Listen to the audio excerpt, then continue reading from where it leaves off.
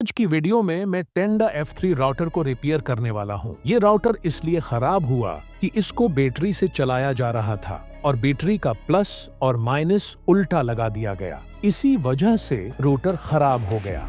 अगर आप भी अपना रूटर बैटरी पर चलाते हैं तो इसके बारे में मैंने एक अलग वीडियो बनाई है। इसका लिंक डिस्क्रिप्शन और कमेंट बॉक्स में मौजूद है। इस वीडियो में बताया है कि अगर प्लस माइनस गलत भी देते हैं तो रूटर खराब नहीं होगा, बस स्टार्ट नहीं होगा, और अगर सही लगाएं तो राउटर चल जाएगा। अब इस रूटर को मैं खोलता हूं और आपको आसान तरीके से बताता हूं कि इसे किस तरह रिपेयर किया जाता है।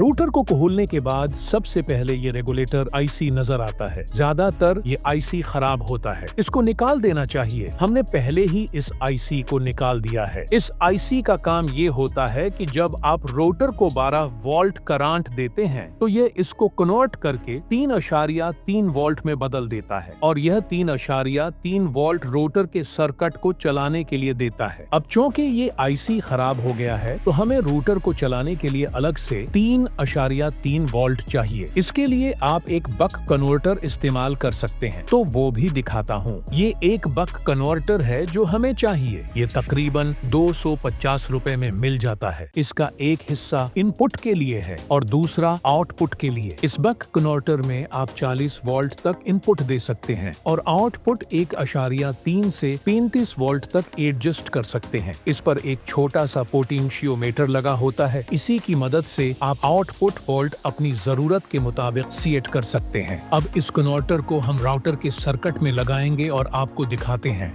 रूटर के सर्किट में जहां पावर जैक लगा होता है वहां से हमने 2 तारें निकाली हैं, एक प्लस और एक माइनस। उन दोनों तारों को बक कन्वर्टर के इनपुट साइड पर टांका कर दें। अब बक कन्वर्टर की आउटपुट साइड पर एक वोल्ट मीटर लगाएं और इस पोटेंशियोमीटर की मदद से वोल्ट एडजस्ट करें। तो हमने इसको 3.3 वोल्ट पर सेट किया है क्योंकि यही वोल्ट रूटर को चाहिए होते हैं। इसके बाद बक कन्वर्टर के आउटपुट प्लस पॉइंट से एक तार लें और राउटर के सर्किट में इस कवाइल पर टांका कर दें। बस यही काम करना है। अब हम इस राउटर को पावर देते हैं कि राउटर ऑन होता है कि नहीं। अगर रूटर का मैन ये 3 आईसी ठीक है तो राउटर ऑन हो जाएगा, लेकिन अगर ये आईसी भी खराब हुआ है तो फिर रूटर ऑन नहीं होगा। लेकिन डरो मत, ज्यादातर ये आईसी खराब नहीं होती।